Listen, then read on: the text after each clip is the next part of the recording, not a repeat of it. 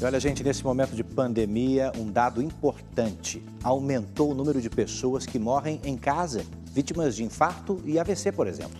Pois é, Edu, muita gente tem deixado de procurar a emergência dos hospitais, mesmo diante de sintomas que não deviam ser ignorados. E isso tem explicação. Deitada na sala de pré-operatório, com batimentos estáveis e o carinho do filho. A situação da dona Neuza, de 78 anos, agora está sob controle. Poucas horas atrás, ela chegou ao hospital em estado crítico, com dores no peito. Era um início de infarto. O hospital estava vazio, que foi, para nossa sorte, foi muito bom. O médico da triagem, na mesma hora, fez um eletro, fez exame de sangue. A gente está aqui desde as 10h30 e, felizmente, aí ela vai ter que fazer amanhã um stent e talvez tenha que fazer um cateterismo. Dona Neuza chegou a desmaiar uma semana antes, mas ficou com medo de procurar o hospital. O próprio cardiologista dela, consultado por telefone, não recomendou. A primeira opção do médico era não vir ao hospital, né? Só que hoje eu acho que o caso ficou um pouco mais grave. Se ela tivesse demorado mais, podia... Sim, poderia ter um caso pior, poderia evoluir com arritmia cardíaca e morte.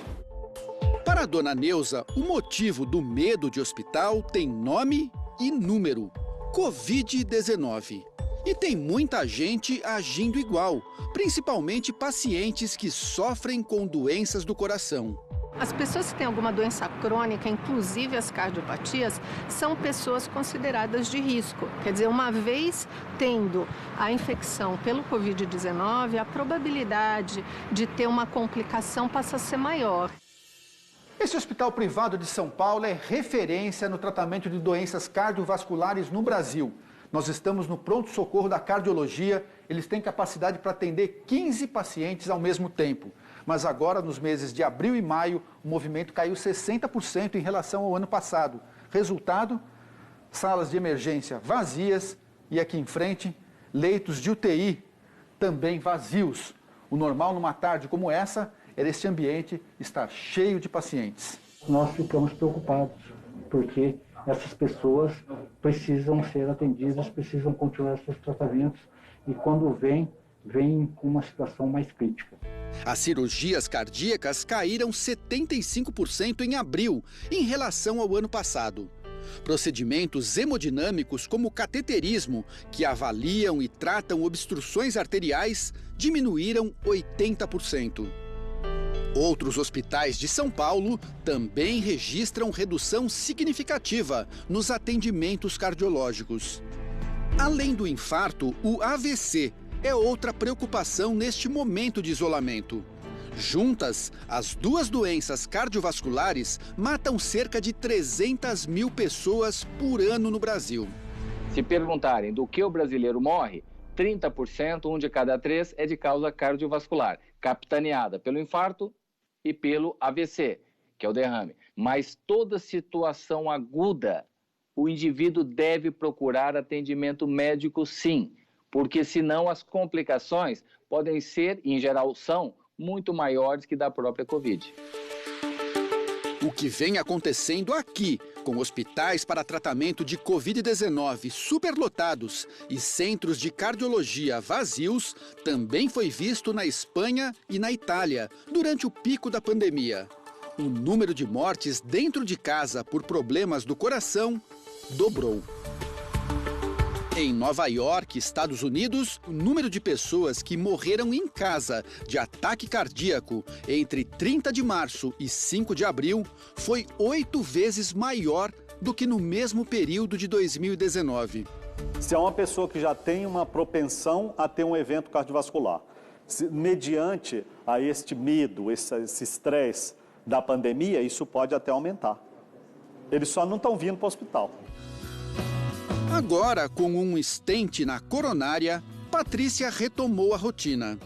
Tenta evitar qualquer estresse depois de sobreviver a um infarto dentro de casa.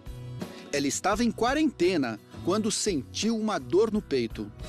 Eu achei melhor esperar um pouco, o meu namorado também achou, o nosso amigo também achou. Vamos esperar um pouco, ver como é que sai, porque não é uma época para ficar indo em hospital qualquer coisa que você tenha, você não vai sair correndo, né? Só horas depois, quando o braço começou a formigar, foi levada às pressas para a emergência. Fiquei na UTI, depois fui para quarto, voltei de novo, né? Tive outro infarto, voltei de novo. Fiquei na UTI de novo, em isolamento. Patrícia ficou 1 semana internada e saiu sem Covid. Nesses 2 meses de pandemia, os hospitais separaram os setores que tratam pacientes de Covid dos outros, o que diminuiu o risco de contaminação nas áreas internas. Indivíduo que tenha dor no peito, que tenha sintomas de falta de ar súbita, ele deve sim procurar uma unidade de emergência, porque a mortalidade por infarto agudo do miocárdio é muito alta. No caso do AVC, os sintomas costumam ser menos evidentes, mas o paciente pode sentir tontura, dificuldade para caminhar, perda de coordenação, formigamento nas mãos e visão embaçada. Esta cardiologista encontrou na telemedicina uma alternativa para atender quem tem medo de sair de casa. Se a senhora puder compartilhar os medicamentos que a senhora está fazendo uso e os últimos exames, seria importante para eu poder analisar o caso da senhora. Pelo computador, ela acompanha diariamente o estado de saúde de dezenas de pacientes cardíacos.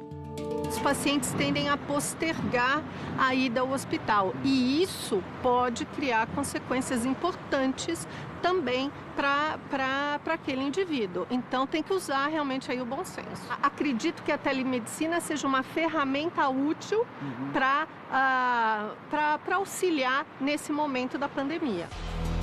A recomendação dos médicos é ficar atento aos sintomas e não perder 1 minuto na hora de correr para o hospital. Dona Neuza, do começo da reportagem, aprendeu a lição.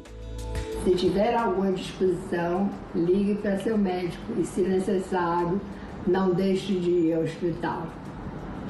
Sua vida poderá ser salva.